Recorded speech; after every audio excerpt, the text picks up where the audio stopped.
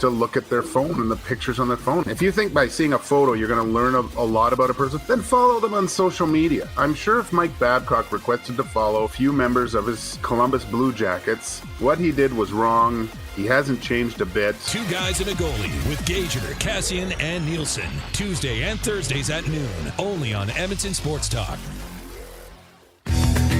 Get to know the winners, props, plays, parlays, and more with Nielsen and Hustler. Weekday mornings at 11 on The Lock Shop. Only on EdmontonSportsTalk.com.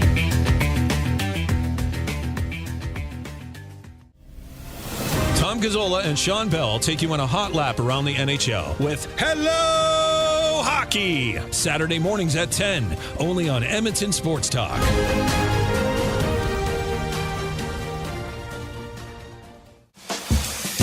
Catch up with friends of EST, Andrew, Mike, and Kayla as they get you in the huddle with the Edmonton Elks on the Turf District. Thursday nights at 8, EdmontonSportsTalk.com.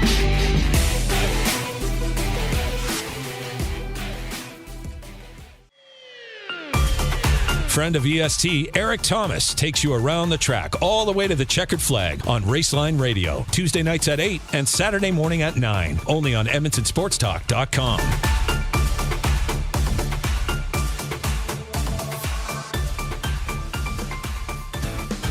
Join friend of EST, Guy Flaming, for The Pipeline Show, Monday nights at 8 and Saturday at noon, as he has you covered with CHL, CJHL, USHL, NAHL, NCAA, and U Sports, plus the World Juniors, Frozen Four, and NHL Draft on EdmontonSportsTalk.com.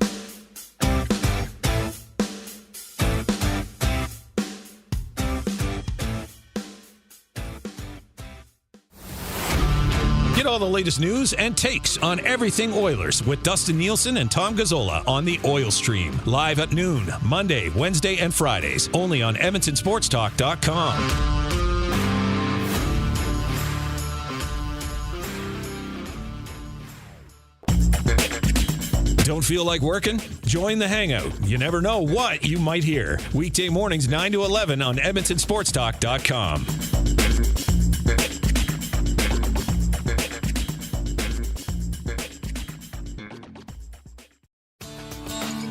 Join Murray McCourt and Curtis Stock for tips and tales from courses around Edmonton and area with the VIP Golf Show, presented by the Tailor Made Performance Center at the Ranch, Sundays at 8:30, only on EdmontonSportsTalk.com.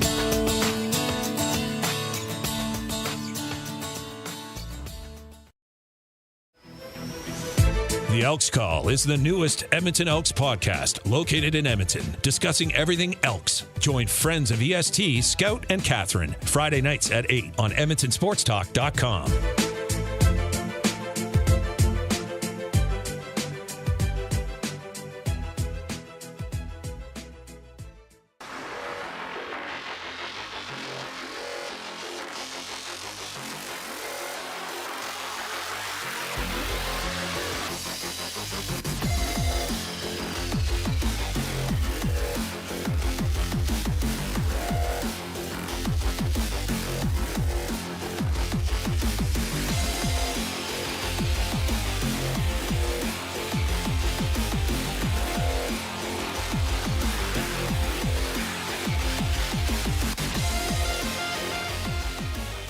It's time for Two Guys and a Goalie with Dustin Nielsen, Matt Kassian, and the goalie, Joaquin Gage.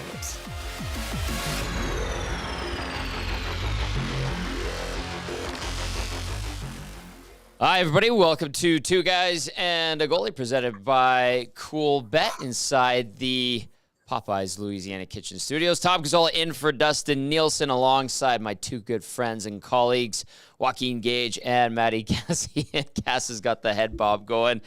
Join the conversation, 780-218-9999. And if you're watching on the Edmonton Sports Talk YouTube channel, you can hit us up via the nasty chat. I see some messages coming in already. Lots to get to today, fellas. I had a pair of socks, some Gretzky socks that a listener, Larry, sent in that insists I have to wear them on the air during the hangout. I am not wearing socks that go past my ankles this morning. I will refuse to do so until October 1st. That's just me. We all roll our own way. What's going on, boys? Cass, Gager, what's new? Well, Tom, it's been a while since I've seen your handsome face, and Oh, I'm just I'm just happy to see you.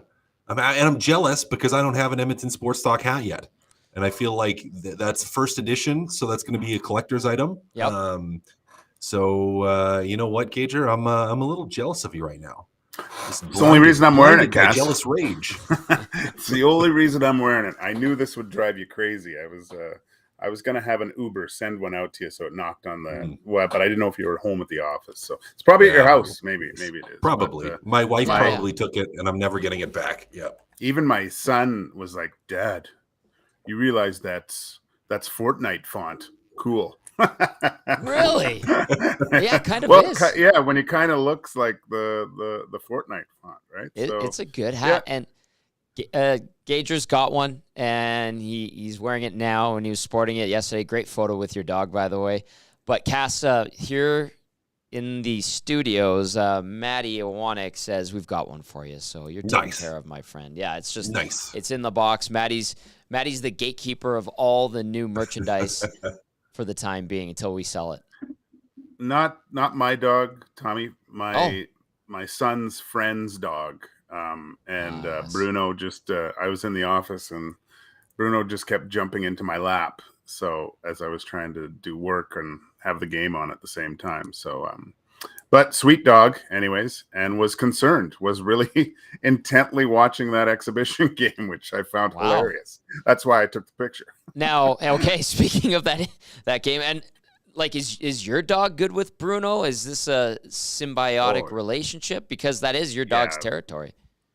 My dog is one of the nicest dogs in the world. Loves every people and other dogs.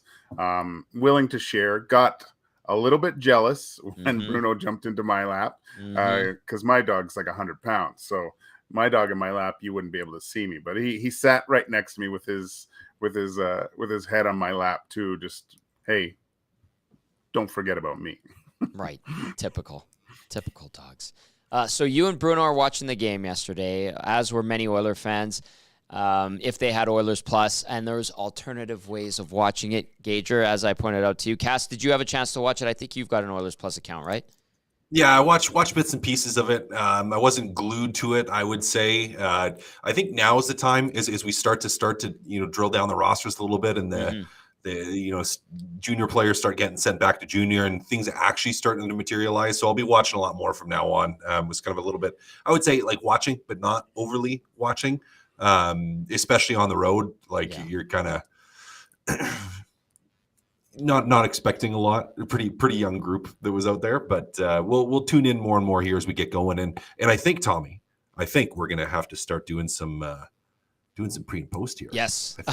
Funny you mentioned that, because I have to go and get my studio set up at my place as we get set, and then we're hammering things out. All the details will come out shortly, but yes, we're going to be getting the pre and post game show going, the Oil Stream pre and post game show going right here on EST rather quickly. And both of you, obviously, Cass, riding shotgun, I will be alongside you all season long. And when you're not available, we will see a steady dose of Joaquin, Gage, and Sean Bell. So always great to work with all of you guys on any show on our station. And so we will be doing that this year. More details to follow as we get going. So we are 2 days into the preseason. We're 2 games into the preseason as well.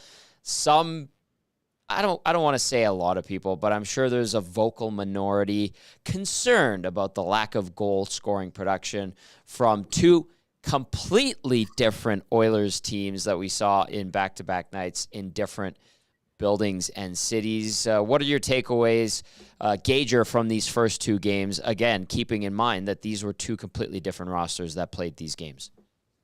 Yeah, I mean, and to be honest, I didn't watch from start to finish either game.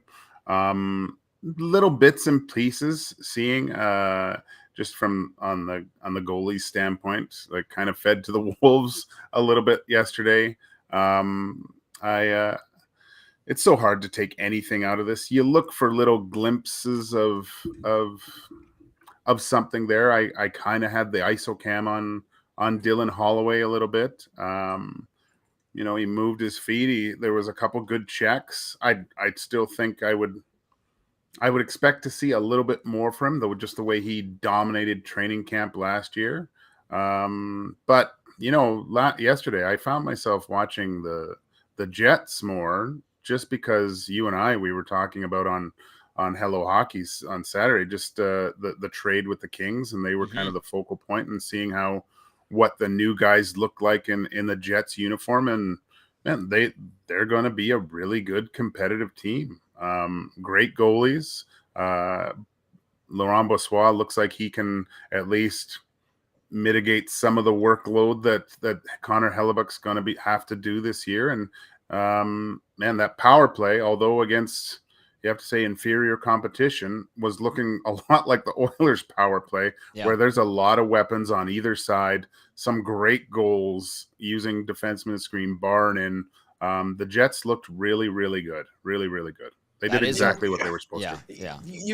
You're playing against a pretty inexperienced Oilers group that was out there, though. Like it wasn't a depth group, and so I kind of feel like even on the power play, like you had Winnipeg looked pretty good, but it's still so early that I'm just and I think for Winnipeg, the big question for me is when camp's over and when that initial excitement ends, like, are they going to be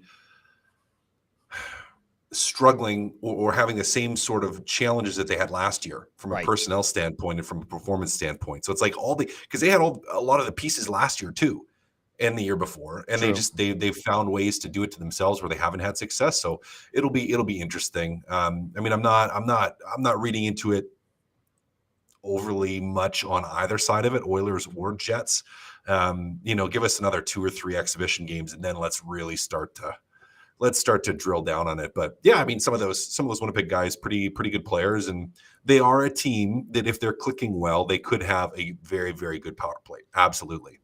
Share your thoughts, 780-218-9999, or in the Nasty Chat. What did you think of the last 2 games, or the first 2 games of the Oilers preseason? A lot of different bodies in Oilers colors on those nights. Now, a few guys did play both games. Holloway, who Gager brought up, did play both games.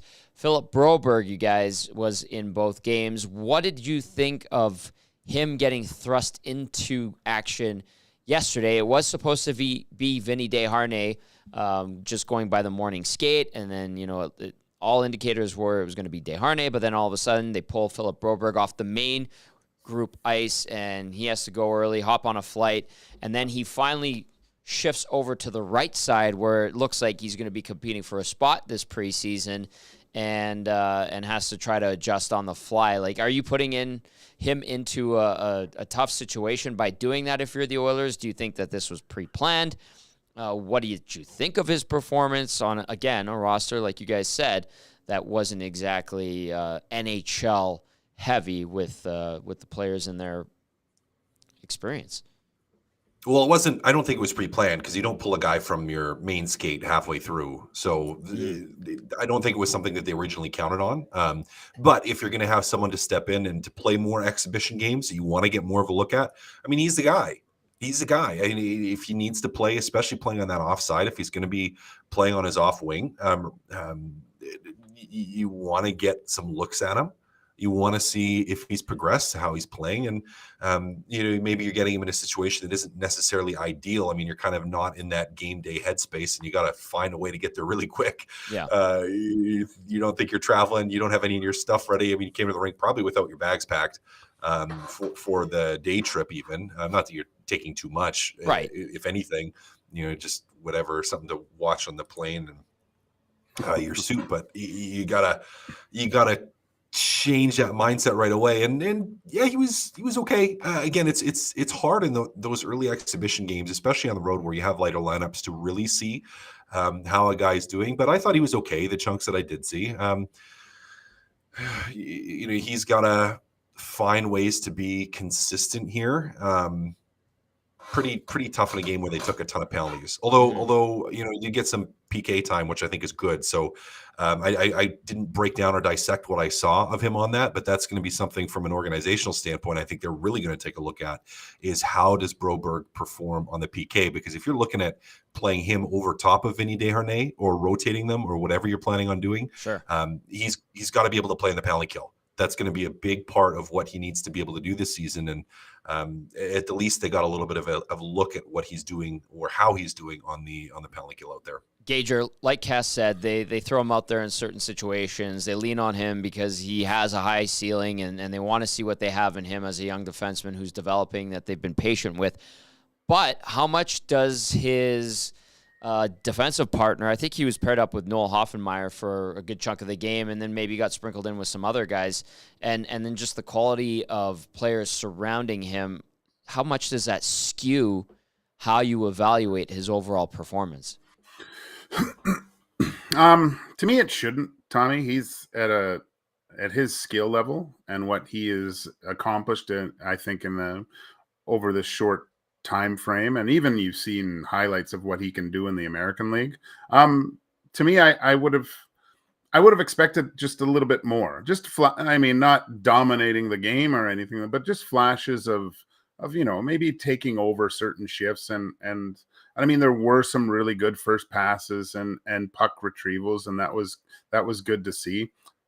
Very difficult for defensemen that have never played with one another to go up against, and one not being a regular NHL defenseman going up against NHL caliber players. So getting the feel of your partner, I'm sure that's a little bit difficult. But to me, I just feel that, he's been in the league for a bit now, and I just would have expected maybe just flashes of a little bit more from him. And that's, maybe it was a little bit wishful thinking that I would see that from him. But it's only second game. There's a long time to go. I think I would be playing him in a lot of these preseason games just to get him ice time, get him comfortable, and get him ready for the regular season. Carmen chimes in via the Nasty Chat, says, I believe Broberg had his best first 2 periods of his career on the right side, and he got tired in the third. Do you guys think he should stay on the right side? And then Carmen also adds, I believe that is where he excels and stands out more defensively and offensively, and that's in regard to the right side. I mean, it's somewhere he said he's comfortable playing. They've dabbled on the right side with Philip Broberg in the past, but if this is the spot that he's going to have to make his due in on this team, is he capable from what we've seen early on here? I think the sample size is a little too small so far, Tommy.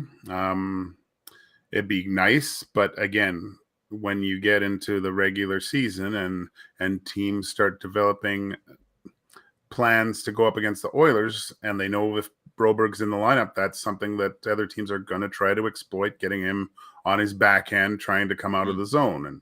And that is a tough play for the most experienced, highly skilled defenseman, is playing their offside.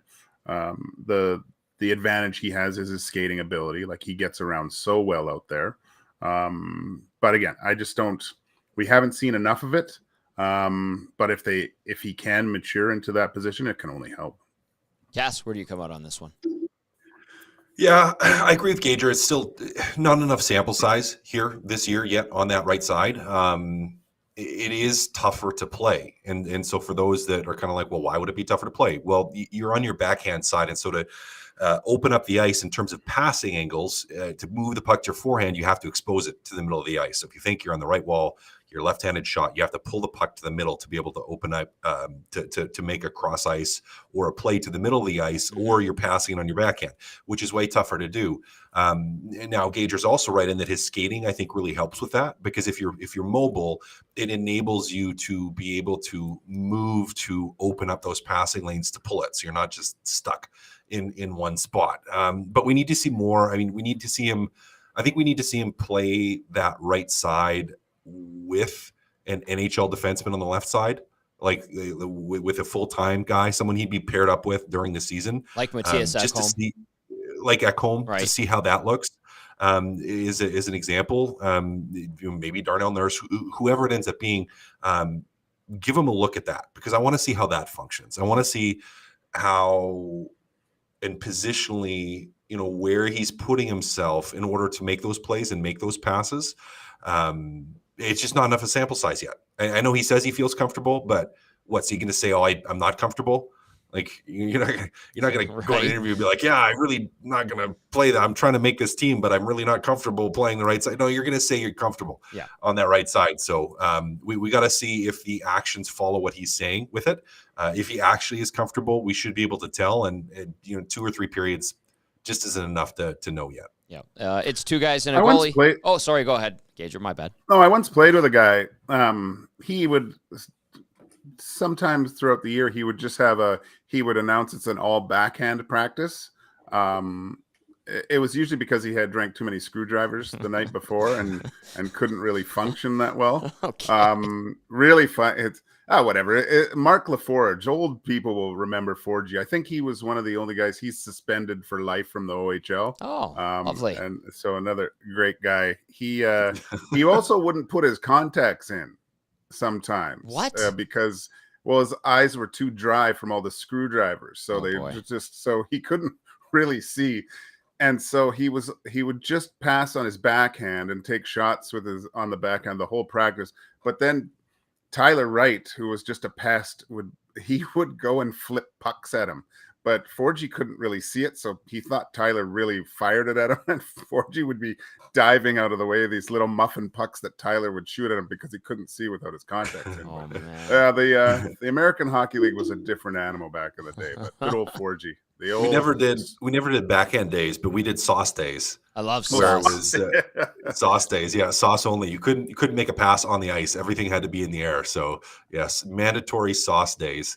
We would do a couple of those in the NHL too, and typically in Minnesota it was in honor of Marek Zidlichki, who would throw the most unnecessary sauce ever, and he'd do it in games too. It'd be like a standard D-to-D, like neutral zone regroup with no pressure. And he would be throwing like 4 feet of sauce. And you're like, Zid, like there's no one in like, why are you throwing like 3 feet of sauce in a D-to-D pass when there's no one pressuring you? Like what's going on? Cass, those are fun days. I truly admire unnecessary sauce because it's a thing of beauty. Like a saucer pass in itself, especially when you need one, is a thing of beauty. And then even the unnecessary sauce, that's just showing off. And I'm all for it. I really am. So Marek Zidlichki, I tip my cap to you, sir, because I think that's awesome. Did you ever have a coach that went no pucks for practice and had a full practice? Not for a full one, no. Oh, yeah, so I forget the guy's name, but he coached the Worcester Ice Cats. That was St. Louis's farm team, and they came in this was when I was in Cape Breton, and they were on the ice after us on a day off, and everyone was like, you guys got to come watch this. They don't have pucks. And I'm thinking, what's the coach bagging them or something? But they had this full practice without pucks where they went through line rushes, but they had to mimic that they just had one puck. Like it was so funny. And you got like Wayne Cowley was actually the goalie there. And I was dying laughing so hard because a guy came over and took a fake slap shot. He pretended it hit him in the head, and the coaches are all yelling for the trainers, and he gets carted off and didn't come back after the first 10 minutes of practice. Oh my God, it was just hilarious. Everyone was naked, just scoring at will. It looked like I wanted to get out there. It looked like a fun practice to have, but you would have been saving everything. It probably would have been my best practice ever, yes. It's 2 guys and a goalie. Tom Gazzola in for Dusty Nielsen. If you're wondering where Dusty's at, he is taking care of a family emergency. His daughter suffered a schoolyard injury, so he's taking care of the Muzz. Of course, Matty Kassian and Joaquin Gage with you as well. Cool Bet bringing you 2 guys and a goalie, and I am inside the Popeyes Louisiana Kitchen Studios. If you have any questions for the guys or myself, hit us up via the inbox 780-218-9999, and you can also reach us if you're watching on the Edmonton Sports Talk YouTube chat. We're getting some messages in here. Someone saying, how late was Tom today? I was on time. I'm always on time. At least I think so, boys. I'm always on time. At Okay. least in the BC time zone.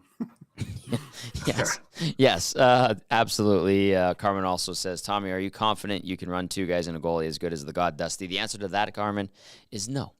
This is you're just thrust into this, so we'll make it good. Okay. Raphael Lavois, guys. We talked about Philip Broberg. Raphael Lavois is another player that management is watching closely. The fan base is curious to see if he's ready to take a step. I think the player himself wants to prove he can take a step and become an NHL player. Again, yesterday with the roster that the Oilers sent, a little bit skewed, but Speck wrote an article about Lavois saying he was one of the few bright spots on a tough night in Winnipeg. I agree with Speck. I thought Lavois was trying to do everything he could to be in the mix. He had a couple of scoring opportunities, co-led the team in shots, I think, with Dylan Holloway at 4, and then was mixing it up as well, showing a little bit of physicality. The guy's like 6'4". He's a big dude. What did we see in the moments of the game that you watched? Cass, we'll start with you.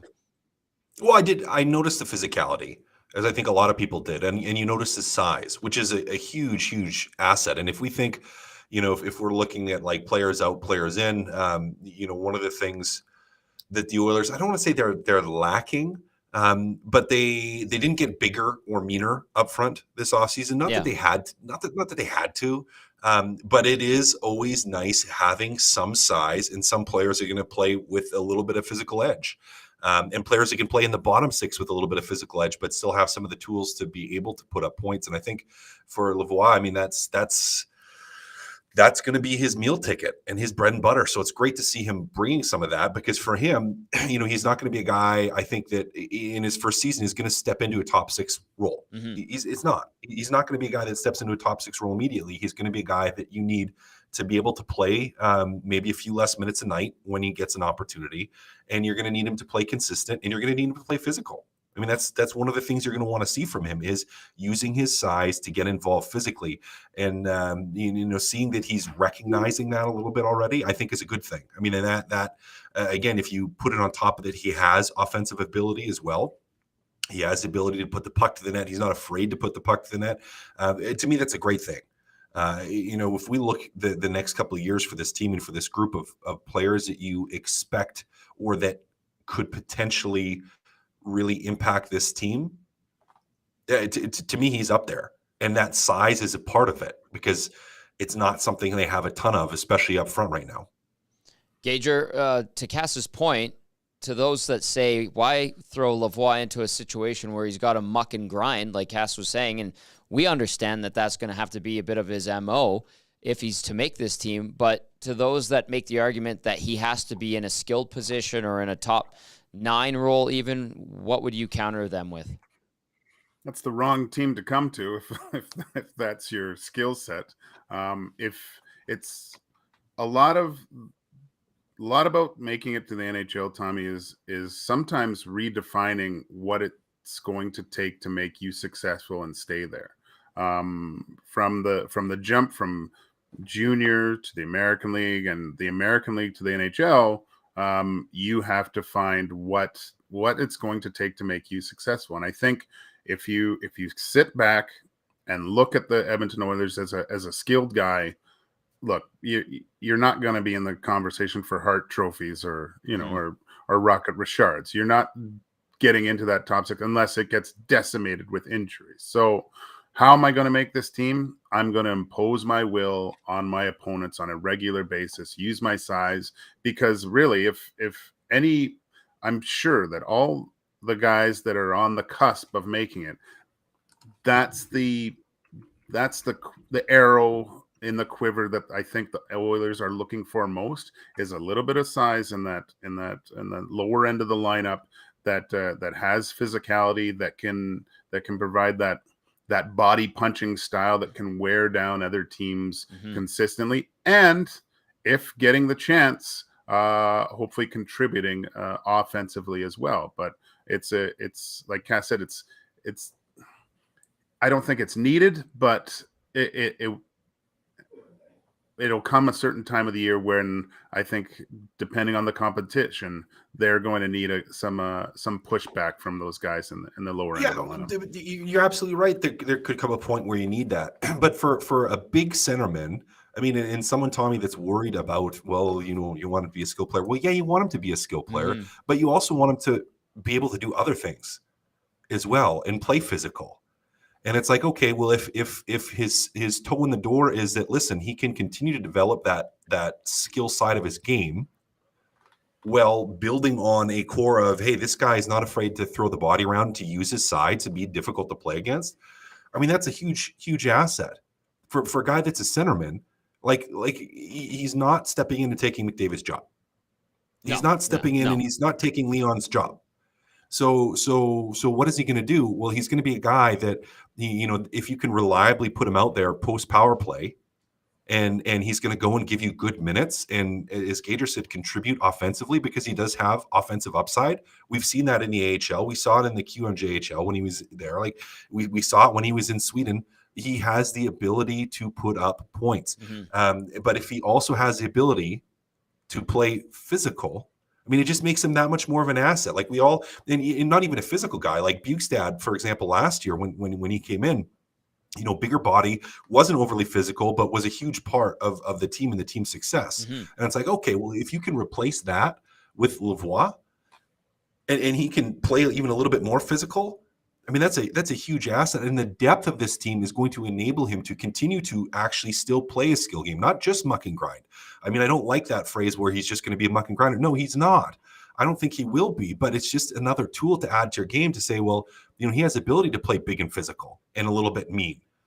Again, there's not a lot of guys in this Oilers lineup up front that do that, and to have someone that can do that, or play with your more energy players, like if he plays a physical type of game, you say, well, what would be wrong with having him like with a Fogel out there, right? And playing, playing with some physicality and some speed to that group. Like it's just, I don't know, to me, it just helps you as an organization and helps him as a player, and that the skill is gonna ultimately what gets him success, but a little bit of the physicality, which we've already seen, is going to be, I think, what punches that first ticket is his ability to do that and to play a little bit up and down the lineup as opposed to just purely top six initially. Let me throw this at you guys. Does Xavier Bourgault follow and fall into that same umbrella as Lavois? Because he was on the PK last night. They've been using him on the PK.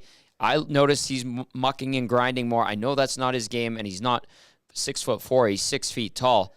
Is it fair to classify him in that same category as Lavois? And I know you're shaking your head, Cass. Why?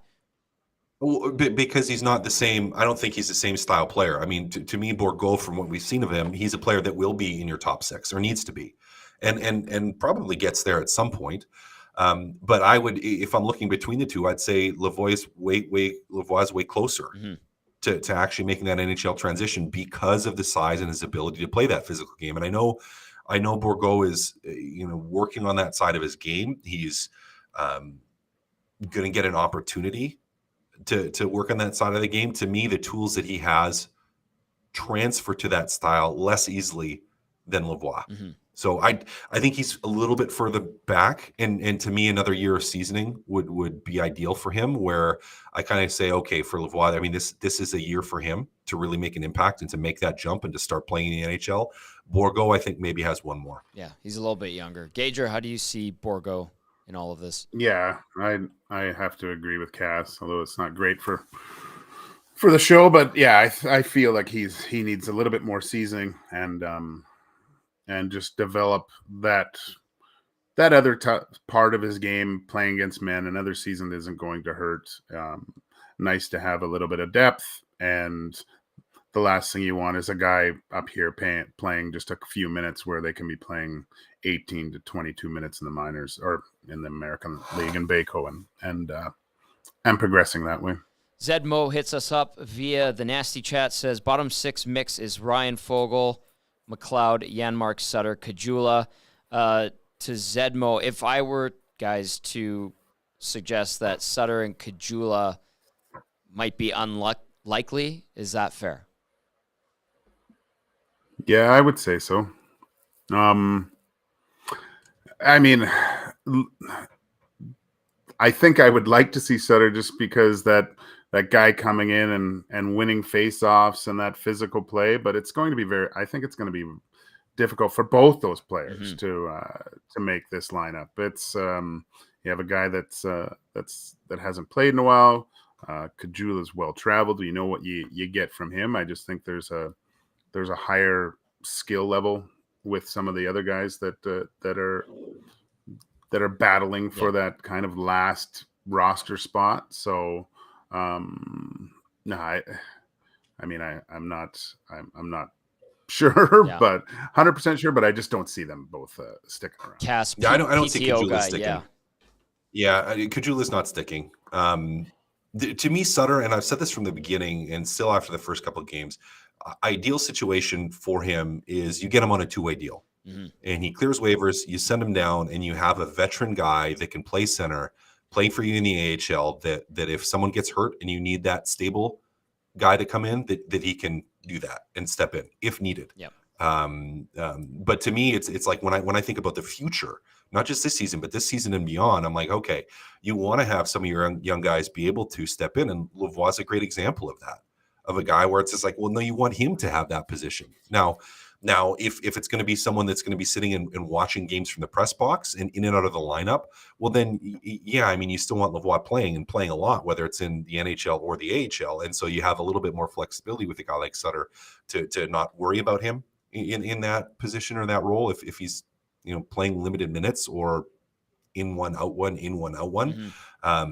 But to me, when I look at this and kind of from the beginning, I don't think Caggiula makes the team. I don't see a spot for him. There's not enough there. He's a call up at some point this season if they need a guy here or there, and he's playing well down there, right? Is he? But are you like?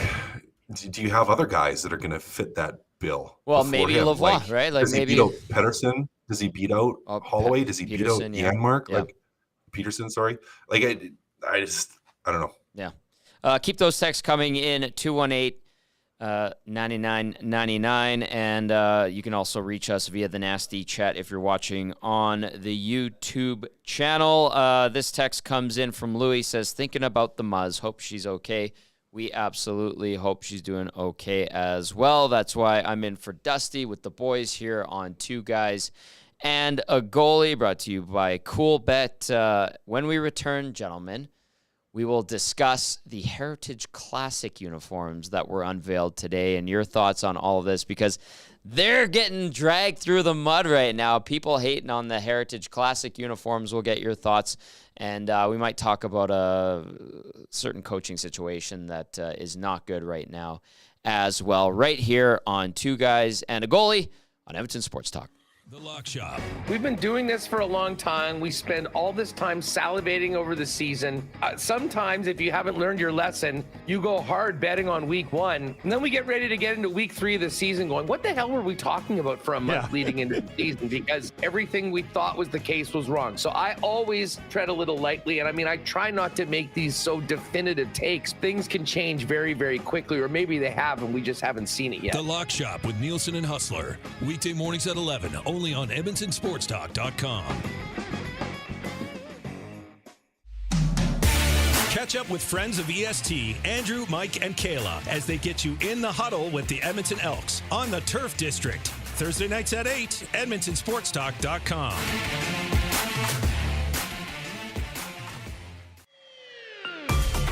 Friend of EST, Eric Thomas, takes you around the track all the way to the checkered flag on Raceline Radio. Tuesday nights at 8 and Saturday morning at 9. Only on EdmontonSportsTalk.com.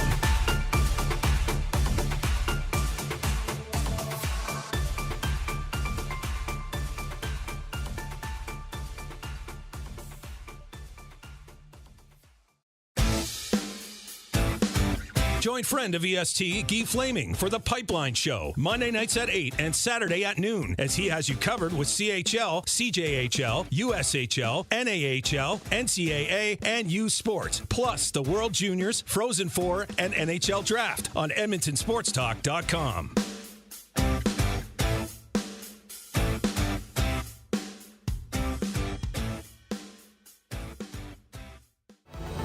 Wake Wake up with the Nielsen Show with Dustin Nielsen and Lieutenant Eric. Weekday mornings 6 to 9 on EdmontonSportsTalk.com.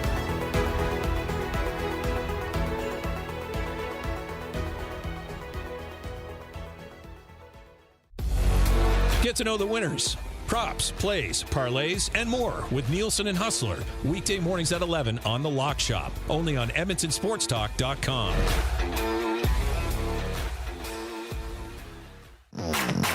Tom Gazzola and Sean Bell take you on a hot lap around the NHL with Hello Hockey. Saturday mornings at 10. Only on Edmonton Sports Talk.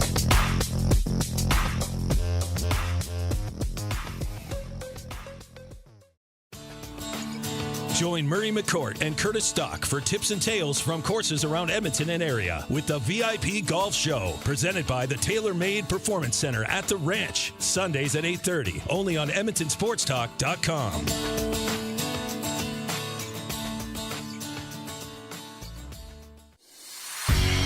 The Elks Call is the newest Edmonton Elks podcast located in Edmonton, discussing everything Elks. Join friends of EST, Scout and Catherine, Friday nights at 8 on EdmontonSportsTalk.com.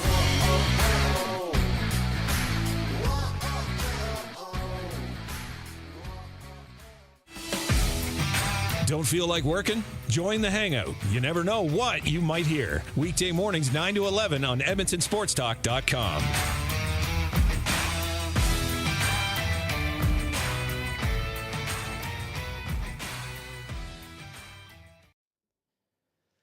All right, 12:38 in Edmonton on this fall Tuesday. Tom Gazzola in for Dusty Nielsen right here on Two Guys and a Goalie, coming at you from the Popeyes Louisiana Kitchen studios. The boys in their respective home studios, Joaquin, Gage, and Maddie Kassian.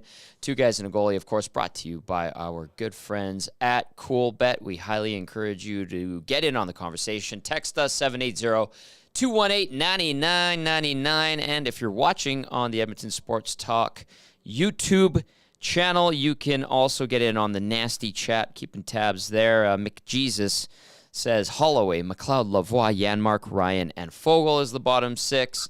And Zedmo's going back with McLeod, Fogle, Ryan. The MFer line was a good line for us in the playoffs. That's a good name. And then Zedmo adds, be nice if a veteran like Sutter won the fourth line center role. Yes, that would be ideal if he was the Sutter from a few years ago. But as we saw, guys, in that first game, the puck touches aren't quite there.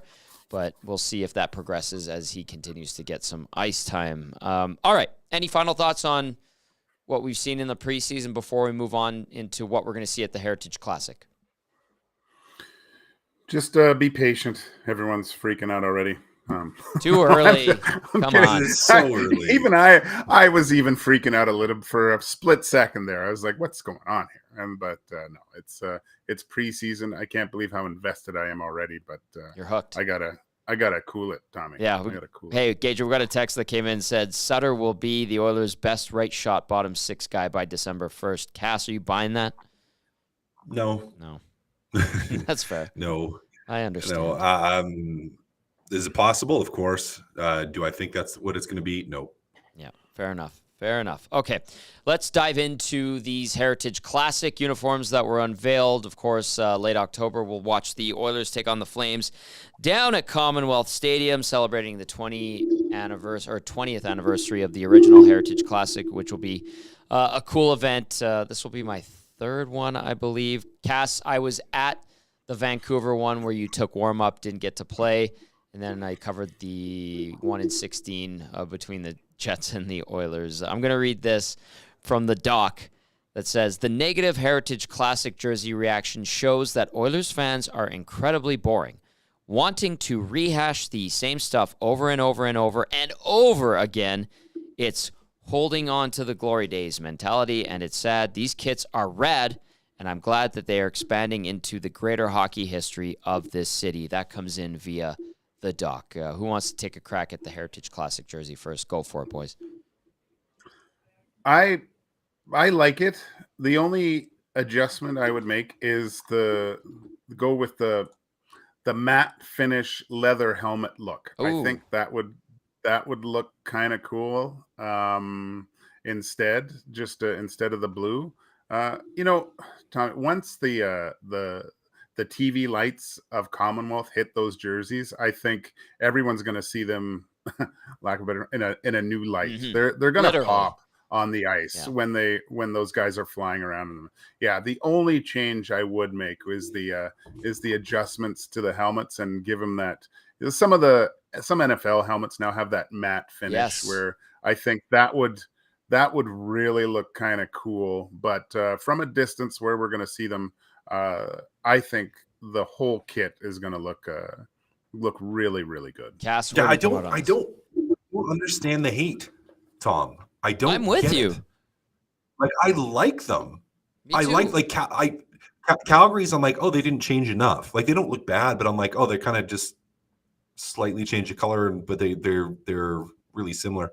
But Edmonton's, I'm like, yeah, I love it. I love how they have the number on the front, like with the drop. Yeah. I think that's super, super cool. Like, really, really unique. Like, it is just a unique jersey that way. I love that it's not the traditional Oilers logo. Like, you have the little banner on there. Like, I'm like, I really like it. I really like it. I didn't think of Gager, so I'm gonna have to chew on that a little bit. Like, going with a matte leather helmet look. That would be interesting because you got the pants and the gloves, but I really like them. You know what? One of my favorite things about them is actually that's a little bit different that we haven't seen. I don't know if ever on an Oilers jersey, but the squared off shoulders. Mm-hmm. That's a first. I'm like, that's a first, Yep. and I'm like, it's a little bit different, and I like it. It's something a little different. I don't know. I don't understand all the people that are just trashing on them. It's like you still got the classic colors, which are great colors. You changed it up a little bit with this, and I really enjoy it. Like, I don't know. I'm a fan, guys. I'm a fan of this. I don't get the hate. I don't understand what people are like. Ew, this is so horrible. I don't know. I really like it. I really do. Burgerler texts in, says, gents, these Heritage Classic jerseys look like absolute trash. And the doc made a good point. Like, it's like, oh, bring back this jersey. Bring back that jersey. But if you look at the Oilers' last 4 or 5 iterations of whatever uniform, reverse retro last year was the old McFarland jersey with just orange stripes instead of silver. So that's a rehash. Okay. Then you go to the Oilers jersey that they wore as the first reverse retro. That's their typical standard traditional jersey with the orange and blue flipped. That's a rehash. The bright orange that they went with the navy blue that they had, which I thought were terrible uniforms, that's a rehash. It's just different shades of blue and different shade of orange. And then you go to the WHA uniform that they brought back, that they wore at that 2016 Heritage Classic and for the final year of Rexall Place. That was a rehash. The only original kind of jersey that they've had that they've brought in lately is the Navy alternate, which I've been told they're going to wear for one last year. It's simplistic. I don't really like it. There's only 2 colors on it. I think they could have done more with it. So this is a team, an organization that has basically fed that desire to rehash old uniforms. And it seems like, judging by the reaction today from the unveiling and hearing people want, bring back the copper and blue. That's another rehash. Why? Try something different, for the love of God. And I'm told, by the way, that they are cooking up a new uniform when they go to the Fanatics jerseys next year. And I'm not sure. I haven't been given many details, but I'm understanding that it'll probably be something different as well. Obviously, that's still in the lab and being made up. But I like this. I think it's going to do surprisingly well. It's fresh, and it touches back on the history of Edmonton hockey, which is actually pretty damn good if you peel back the Oilers thing. Yeah, I like it, Tommy, and I agree with pretty much everything you said. Like, give us something a little different. Yeah. And I love the old jerseys, and I love the old colors, and I've liked most of what they've done with the rehashing. But to have like a one-off, something new for this, I don't know. I don't get the rage. I think they hit the nail on the head. I think it's really cool, really unique. And Tommy, I wouldn't be surprised if they sell a lot of these jerseys and we see a whole bunch of them pop up and around because they're pretty cool. And again, I think one of the coolest things to me still is having that number on the front. Yeah. I think that's super, super cool because maybe you guys know, I don't think anyone has done that in any of the Heritage Classics or any of the outdoor games. Like I don't think anyone has had the number on the front, have they? Maybe on, like, you know how they started having, when they brought in the Reebok jerseys, the number on the chest. I think maybe that's happened, but not incorporated into the logo itself. I don't think. I think that's unique. Yeah. Which I remember. don't think anyone has had it that I can recall anyways, and maybe we're wrong, but I just think that's super cool. So do I. Gager, what kind of setup, if you were to get pads for this game specifically and this uniform? Because I'm assuming they're going to wear them a few times after the Heritage Classic. That's what teams do with their Winter Classic jerseys. They don't just wear it for the one game. They'll wear it for the one, and then they'll sprinkle it in a couple more times. And you know, with goalie gear now, these guys are getting new sets of gear usually quite frequently every season. What would you do with this setup? I think it's pretty simple, Tommy. You just go with the all leather look. Mm-hmm. I would look to maybe for mask ideas. I still love when Mike Smith wore the Mike Vernon mask look-alike, where it looked like he was wearing Mike Vernon's old helmet. Something along those lines, like maybe an ode to the old number 31. I know I wore it, and everyone's thinking about me. No, I'm thinking of that other guy that wore 31, not Cujo, the other guy. But the other guy. He was pretty good. He was pretty good, but no, some sort of just go full retro old Oilers stuff. I love the look of the brown pads. I mean, it's so. I mean, that's what everyone had back in the day, right? Yeah. And then I remember when you first saw a pair of white pads, it was like, oh my gosh, this is incredible what they're doing. But yeah, I definitely look old school with all my gear if I ever got a chance to play in one of these things. That would be cool. A couple of texts coming in. One says, Dallas did it, didn't they, with the numbers on the front? Yeah, they did, but those were their main uniforms. I think, Cass, you're referring to just like in a Heritage Classic. There's also been so many of these games, these outdoor games, that it's easy to forget about uniforms that were worn. It's hard to keep track. Maybe Dallas did it, so yeah. maybe they did. Yeah. And I was talking about any jerseys at all, and I don't still even like it's right in the logo, Dallas. Right? Yeah, not just the number. Again, anyway. It's my favorite thing of it. Regardless of if they're the first to do it or they haven't, no one's done it or everyone's done it. It's kind of nice cool. touch. I like it. Absolutely. Text says, "Hey boys, love the Heritage Classic jersey. Not crazy about the brown pants and gloves. Funny how people have a hate of them, but the Ice District Authentics website shows Nugent, Hopkins, Draisaitl, and McDavid already basically sold out. So maybe there's a sign, the dollar bills, yo." Another text from Oil City Dynasty says, "Count me in as a guy who loves the Heritage Classic jerseys." And then let me go look at the nasty chat. Wilson, the volleyball, great name, says, "Love the Heritage jersey. Was dead set on not getting one because it's a one-off. After seeing it, I want a McDavid one super bad now." Zedmo says one-offs are cool. And Kevin says, "Don't listen to the Insufferables, boys. These kits rock." Okay. From, a nice, easy, fun topic to one that popped up and one that we kind of at Hello Hockey brought to, forefront or got a scoop on, and that is Kevin Constantine and the WHL putting out a statement last night saying that he has been suspended pending further investigation.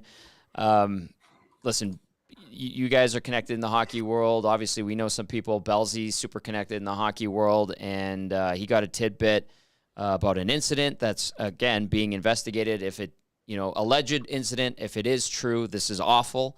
I'll wait for the WHL to do its investigation and put out whatever details it needs to. But it's, from what I'm told, boys, if this is true, this is another one of those arguments for the old guys not changing their ways, not learning from recent history, and us in the hockey world having the same damn conversation once again. I don't know where you guys want to go with this, but to me, if this becomes something that is the light is shed on it and it is indeed true, this alleged incident, I'm just disappointed, and I can't believe we have to talk about this again. Let's let Cass go first, because it's the only time that Cass gets close to swearing, I think, is when he starts talking about Kevin Constantine. So have at her, Cass.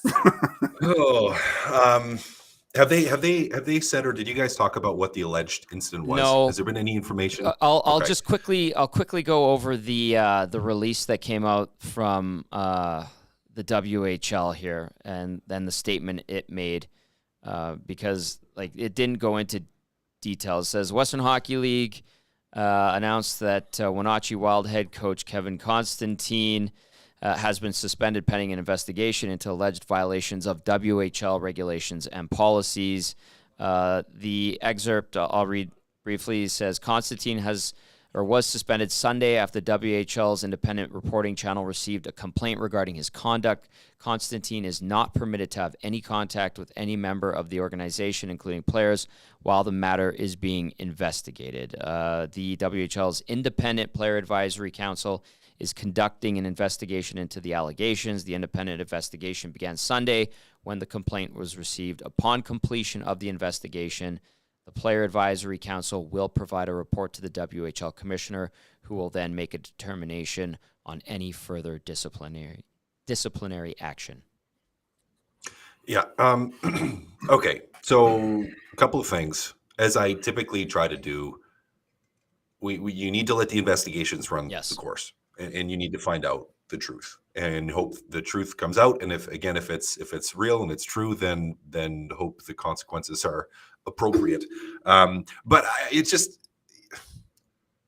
I was so baffled when he got hired. It was just like the same thing with the Babcock. I'm like, what are you like? You realize, so he was suspended, Constantine, years and years ago. And it would have been after an exhibition. I believe it was an exhibition game. He made the team, he didn't allow the team to get out of their equipment after the game. He made them all get on the bus in their equipment and ride the bus back. And I think it was from Seattle to Everett. So it was not like an insanely long trip. It was like an hour and a half or somewhere, like an hour and 45 minutes. But he made them ride the whole bus trip back in their equipment. And it's just like, you can't do that. And he apologized for that. And it was a number of years ago, but it's just like, stuff like that just doesn't surprise me with the way he conducts himself and the way he runs pro teams as well as the junior teams. And do I believe people change? Yes, absolutely. Can coaches change? Yes, absolutely. Does that mean you should just hire them? Nope. I was shocked when he was hired, and especially with players now where it's different. Players respond different. They're more likely to stand up for themselves, which is a good thing. They're more likely to speak out about something or bring something to someone's attention, which is a good thing. If he did something ridiculous and crazy, I'm glad it got reported. And again, if he didn't, well, I hope that he's exonerated and that the truth comes out one way or the other. But to me, it's a guy that you probably shouldn't have been hiring anyways. Like I didn't understand it. Did not understand it. As I've shared this story before a couple of times. My last real interaction with him was he sat me for an entire weekend because he didn't think I'd been physical enough and hadn't been in enough fights and whatever. So I went out and got in 5 fights the next weekend, like over the course of the weekend, 5 fights in 2 games, 3 fights in one, 2 in another. And then he sat me the following weekend because he's like, oh, your body's a little banged up. I see you've been getting a lot of fights recently, and I'm just going to rest you this weekend. And I just stood up and walked out of his office and never talked to him again until he was fired. Like that's the guy you're dealing with. We had a goalie, Wade Dubowitz was a goalie who had trouble sleeping, and so he's on sleep meds. And so he had taken a sleep med too like late into the evening. And so he was sleepy for our morning meetings at the rink, like he was still getting it out of his system. And our morning meetings with Constantine were probably an hour and a half long. Like your video sessions were an hour and a half long. And so he fell asleep during the meeting, and Constantine wouldn't let him on the ice in practice because he fell asleep in the meeting. And he's a goalie. So it wasn't like he was getting wasn't like the system stuff was overly important for him. And he wouldn't let him. He got dressed to go on the ice, and he made him sit right outside the gate. And he had to sit there, and we're on the ice. And our captain, partway through, kind of after the warm-up, went up to Constantine and was like, hey, you made your point. Like, can we have him back on the ice, please, so we can actually practice like we need to? Like, we understand what you're trying to do. And Constantine wouldn't let him do it. And then they turned into a big confrontation between the two of them on the ice. And it was just absolutely blew up. That was one of the last things that happened before he got shown the door there in Houston. But it was just a disaster. And if similar to Babcock, like if these guys just don't learn and they try to do the same things, like I don't understand that. I don't understand that. So I'm interested to see what they find. I'm interested to hear what the incident or alleged incident was. And as I said, I hope it's the truth that comes out. I want the truth, and I want the consequences to be appropriate for what the truth is. And again, like we'll let the due diligence be done by the WHL's independent investigation panel. But from my understanding, it's pretty bad if it is true. Racial slur related. And Gager, I remember talking to you when I did a podcast called, what was it? It was not Oilers Now. It was an Oilers podcast. Anyway, we talked about this very thing. And if it does come to light and it is true, I'll give you the final word. What are your thoughts on all of this? Yeah, after hearing of the alleged reasons of the suspension, it's shocking to me that we're still in an age where someone would think it's okay to act in that manner. Like, Cass has gone on. I think there's a new story every time, Cass. I didn't even hear that one about the goalie before. But these guys that get into these positions of power and abuse it, it's crazy to think you can keep recycling these guys. What if it's true? What he did is completely unacceptable in any line of work or profession. It's not acceptable behavior. We saw it with Babcock. We're seeing it again now. These guys, that's enough.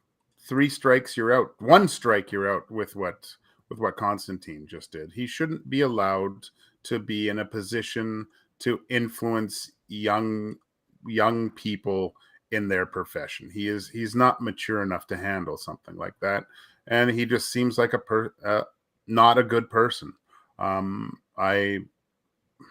It boggles my mind to think that someone could think that's okay behavior to do in front of a bunch of impressionable young men that you're not in charge of, but you're their leader. They're the one that you look up to for guidance. It's absolutely preposterous. I hope we never see him again or hear about him again as coaching hockey in anywhere on this planet. We'll let the WHL's Independent Player Advisory Council dig up the truth, and that's the important thing. But, not good. We'll see how it goes. Boys, always a pleasure. That was Locked On Oilers, Gager, that you and I discussed a similar. Oh, was it? Yeah, that was about 5 years ago now. I remember it well. So here we are potentially again, which is disappointing. But we'll see what transpires and how it all plays out.